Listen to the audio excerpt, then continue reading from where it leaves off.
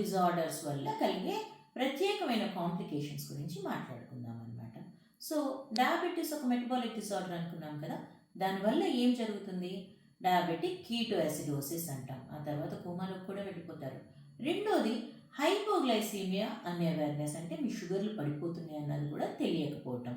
తర్వాత ఊబకాయం ముందే అనుకున్నాము, ఒంట్లో అధిక శాతం కొవ్వు ఉండటం.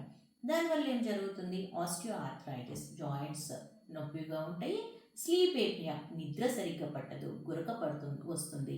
దానివల్ల ఆక్సిజన్ సరిగ్గా అందదు, కొత్త కాంప్లికేషన్స్ వస్తాయి. ఆ తర్వాత థైరాయిడ్ డిజార్డర్స్లో వల్ల కలిగే నష్టం ఏంటంటే, ఒకటి థైరాయిడ్ క్రైసిస్, రెండోది ఎముకలు వీక్ అవుతాయి, ఆస్టియోపొరాసిస్. ఆ తర్వాతది పీసీఓఎస్ వల్ల దీర్ఘకాలం ఉండటం వల్ల జరిగే నష్టం ఏంటంటే, ఒకటి ఇన్ఫర్టిలిటీ, దీని గురించి ప్రత్యేకంగా చెప్పుకోనక్కర్లా. రెండోది ఎండోమెట్రియల్ క్యాన్సర్, ఆ యూట్రైన్ వాల్ ఉన్న ఎండోమెట్రియం ఏదైతే ఉందో దానికి కలిగే క్యాన్సర్ అన్నమాట. ఈ మెటబాలిక్ డిజార్డర్ గురించి మనం నెక్స్ట్ వీడియోలో ఇంకొంచెం సుదీర్ఘంగా మాట్లాడతాం.